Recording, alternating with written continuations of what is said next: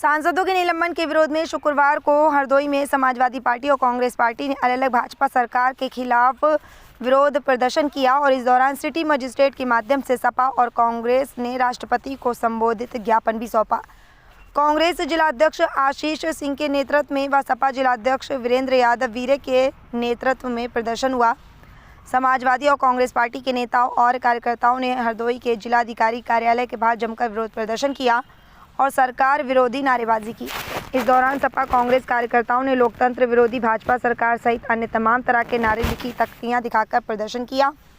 इसके अलावा राष्ट्रपति को संबोधित ज्ञापन में सपा और कांग्रेस ने भारतीय जनता पार्टी की केंद्र सरकार द्वारा सांसदों को निलंबित किए जाने की घटना की निंदा की और कहा कि राज्यसभा में जो कुछ हो रहा है वह लोकतंत्र विरोधी है।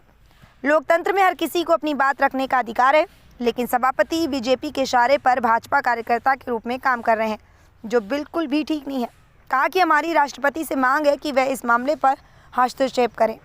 सपा के पूर्व विधायक अनिल वर्मा ने कहा कि भारत की ये जो सरकार है, ये सांसदों के साथ में संविधान के विपरीत कार्य कर रही है। सांसदों को उनकी बात संसद में नहीं रखने दी जा रही है। जो गरिमा संसद की होनी चाहिए उसका हनन हो रहा है। पूरे देश में आताताई और बहुत ही गंभीर मुद्दों को भी ये सरकार संसद में रखने नहीं दे रही है।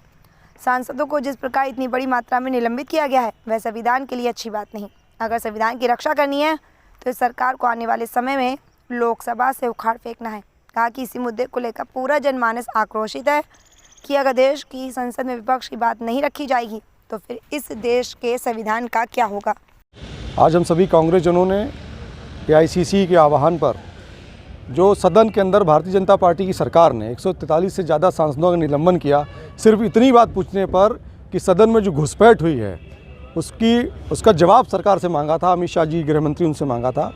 सदन में सवाल पूछना और विपक्ष के सांसदों का निलंबन हो जाना। अजय मिश्रा टेनी का निलंबन नहीं हुआ, ब्रजभूषण शरण सिंह का निलंबन नहीं हुआ।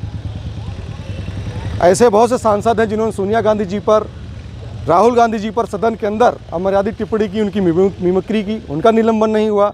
लेकिन जो सदन से सवाल पूछे, जो मोडानी घोटाले पर सवाल पूछे, जो महंगाई पर सवाल पूछे, जो बेरोजगारी पर सवाल पूछे, जो महिला उत्पीड़न पर सवाल पूछे, जो संसद की सुरक्षा में जो चूक हुई उस पर सवाल पूछे, ऐसे 143 सांसदों का निलंबन सरकार की तानाशाही रवैये का परिचायक है।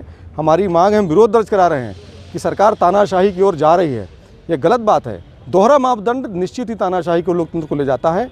हम सब कांग्रेस जन पूरी ताकत के साथ इसका विरोध दर्ज कराए हैं और आगे भी हम लोग प्रदर्शन करते रहेंगे। अच्छा, ये जो उपराष्ट्रपति की मिमिक्री की गई है सदन के बाहर, संसद के बाहर, इसको किस तरीके से देखते हैं? क्या पक्ष है आपके पास? देखिए, मिमिक्री तो राहुल गांधी जी की मोदी जी ने सदन के अंदर की थी, क्या उसका संज्ञान लिया गया? उपराष्ट्रपति जैसे उपराष्ट्रपति जी आपको इसको अपमानित मार रहे हैं। जाट बेटियाँ धरने पर बैठी रहीं, लाठियां उन पर चली, उनको उठा के फेंक दिया गया। आज उनको कुश्ती संघ से बाहर होना पड़ा, तब ये पीड़ा उपराष्ट्रपति जी की कहाँ चली गई थी? सदन के संसद के अंदर एक बड़े पद के ऊपर जो संवैधानिक पद है उसकी मिमिक्री किया जाना, वो कैसे देखते हैं? शुरुआत तो भारतीय जनता पार्टी के लोगों ने की, स्वयं प्रधानमंत्री ने की है, तो उस पर तकलीफ तो नहीं होनी चाहिए। भारत की ये जो सरकार है, ये सांसदों के साथ में संविधान के विपरीत कार्य कर रही है। सांसदों को उनकी बात संसद में रखने नहीं दी जा रही है। बिल्कुल गरिमा संसद की जो होनी चाहिए उसका हनन हो रहा है। पूरे देश में आताताई और बहुत ही गंभीर मुद्दों को भी ये सरकार संसद में रखने नहीं दे रही है। सांसदों को जिस प्रकार इतनी बड़ी मात्रा में निलंबित किया गया है वो संविधान के लिए अच्छी बात नहीं है। अगर संविधान की रक्षा करनी है तो इस सरकार को आने वाले समय में लोकसभा से उखाड़ फेंकना है।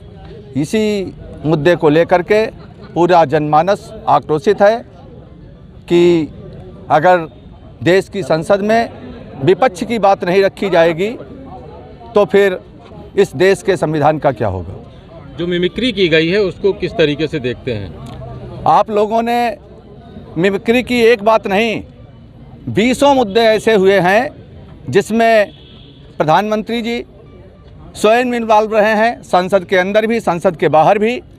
इसमें आप लोग अगर उन मिमिक्री को उठा करके देख ले तो किसी भी प्रकार की मिमिक्री को उचित कदापि नहीं ठहराया जाएगा। माननीय राष्ट्रीय अध्यक्ष जी के बारे में भी विधानसभा के अंदर भी जो बातें रखी गई वो भी इस जनमानस में बहुत ही। मुखिया समाजवादी पार्टी के जिला अध्यक्ष और समाजवादी पार्टी के वरिष्ठ नेताओं कार्यकर्ताओं के नेतृत्व में यहाँ पर धरना प्रदर्शन किया गया है।